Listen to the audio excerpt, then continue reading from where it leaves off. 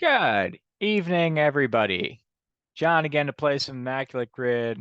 I'm going to keep going for that low rarity score. Unless there's an opportunity to go like all Brewers or something, I might still try to keep that in my back pocket. But for now, let's default to me going for the lowest rarity score. Had a lot of great feedback over the weekend. Um, Doug Fister, that was the name I couldn't come up with yesterday. The pitcher who had a 3-12 record or something from Seattle and then went to Detroit. That would have also been an interesting pick. But all that being said, let's just roll right into it. Let's play some Immaculate Grid. Hit and share. I don't know if that ever updated. Hit and refresh. All right, so we've got a little bit of an interesting configuration here. We've got Phillies, A's, Red Sox, and Reds. A's, Red Sox, and Reds are on the left-hand side there. And then we've got 40 home run season batting, and then Hall of Fame. Presumably this is anyone who's played for any team, any of these teams, will work. So just to make sure I'm right, I think I'll just go with my old standby here. Al Simmons briefly, ever so briefly, played for Cincinnati Reds. And he works 0.03%. That guy's awesome. That guy's awesome in this game. What can you say? Maybe I should change it up so it doesn't get dull. Let's see here. 40 homers for the Red Sox. You got Jimmy Fox, who will also work in either of these. So I might save him. Also he would work here. So he works in all of these actually. Jimmy Fox works all around here. Um, Down here for the Reds, you've got actually I'm not sure if you have Frank Robinson. I don't think he ever hit 40. I think he hit like 39 a couple times, and he hit 40 home runs uh with the Orioles. Tony Perez will work. I think Ted Kluszewski, if I'm saying that right, will work. Um, Bench, yes. Foster, yes. Votto, no, I don't think so.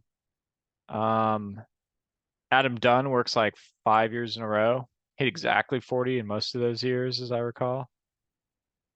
It's not interesting options there. I'll go with Kluszewski though. Make sure I spell his name close enough. I was never going to spell that all the way right. He gets 4%. That's pretty good. Tony Perez will work here as well. So just keeping that in mind. OG Frank Thomas, who I've used many times before, he'll work down here. Let's see, Red Sox and 40 homer season. That's right. I started on that one. It was basically Jimmy Fox, Ted Williams. They'll both work. Rico Petrocelli will work. Vern Stevens, I think, just misses. Yastrzemski works. Rice works. Tony Armas works. So the question is, who's more obscure between those two? I think Petrocelli will do a little bit better. And you got Mo Vaughn. From there, it's Manny Ramirez and David Ortiz. JD Martinez.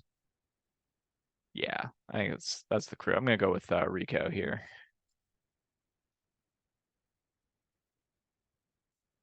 Takes 1%. Pretty good. And then A's with a 40 homer season. Once again, Jimmy Fox will work. I want to say Gus Cerneal had like a 42 homer season with the Philadelphia A's. That was right before they moved to Kansas City. I think I'm remembering that right. Because after that, you got one season from Reggie Jackson. I think 3 or so seasons from Mark McGwire. Giambi will work. Canseco works. Frank Thomas actually just misses. He had a 39 home run season. That was in 2006, I believe. with the A's. Yeah, let's try Zerniel. Pretty confident this one. Gus Zerniel. He goes sub 1%. So I think I actually nailed this category here. Let's see. And then kind of obscure Hall of Famers who played for both of these teams.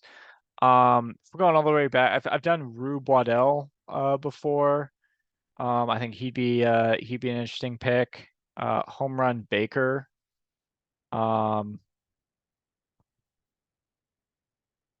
actually haven't used Jimmy Fox. I might use Jimmy Fox here because he works for so many of these categories that I think that would be the most obscure one. Um,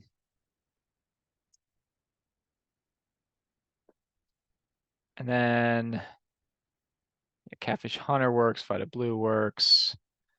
Raleigh Fingers works. Jackson obviously works. No one from the Kansas City A's days is going to make it. No one from like the last 25 years or so of the Philadelphia A's is going to make it, I don't think. Um, I'll say it was either say Enos Slaughter might have it was either Slaughter or Red Shadinist. I might be butchering these names, as you guys know I can, but one of them played for the Kansas City A's ever so briefly. They're both in the Hall of Fame. I'm not really sure which, and I don't want to butcher it. I think I've got some good ones with like Home Run Baker.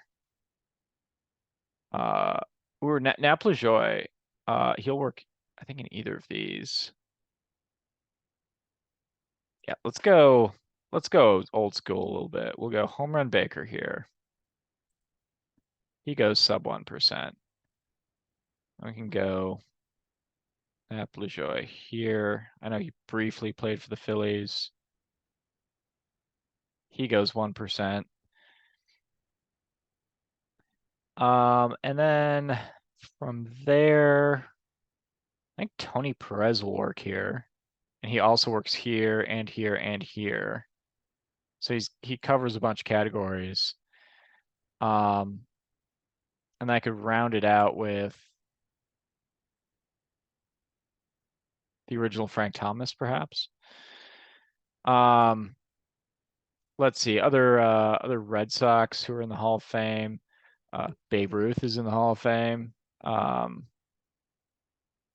Cy Young is in the Hall of Fame. So those are some good targets. Andre Dawson would work. Let's see, obviously Stramsky, Lefty Grove will work. He ended his career with the Red Sox. Joe Cronin would be another good one. What Joe Cronin? Play with the Senators and the Red Sox, I believe. He goes sub 1%. So all right, no big stinkers. I think Klazuski was either him or Perez, I think would be the best there. I think I went through and hit every player who'd had 40 home runs with the Reds.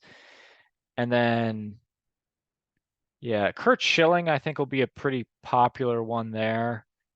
He'll take a big percentage. I guess Schwarber works, right? He briefly was with the Red Sox. So I think he'll be pretty popular as well. Terry Francona managed both teams, but that doesn't count here. Um,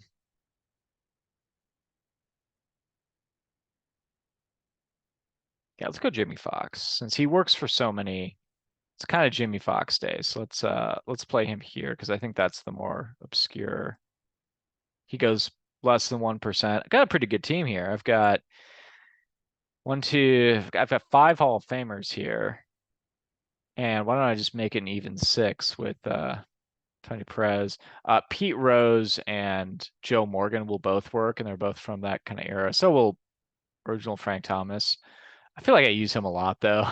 It might be getting old at this point. Benito Santiago will work.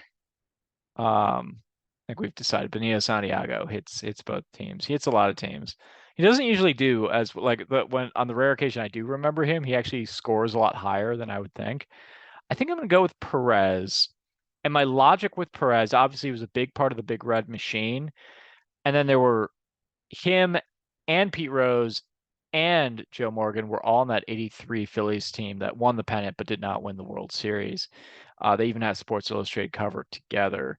And I just think more people are going to go with one of the, Pete Rose or Joe Morgan, and gives Perez an opportunity to kind of sneak in under the radar. So I'm going to select him, see how he does. Oh, he actually gets 2%. So maybe I could have gone with I think OG Frank Thomas would have been better. See, Pete Rose takes 32%. Papelbon, not surprised there. Jeremy Giambi, that is an immaculate grid score made possible by Moneyball. That's for sure. And yeah, Adam Dunn takes the most for 40 home run seasons. He had 40 on the mark, I think, like 4 straight seasons, I want to say. Um, and yeah, pretty high scores all the way around. 52% for A's and Phillies was the lowest drawing one. It's pretty cool to see Jeremy Giambi.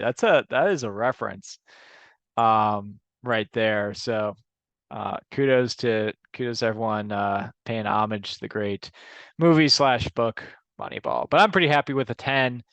We'll take it. I'll stop sharing now. Once again, this episode is brought to you by my book, Baseball's Most Fun Frivolities. The link will be in the Amazon, or excuse me, the Amazon link will be in the description down below. Thanks so much for playing, and I'll be back at it tomorrow. Peace.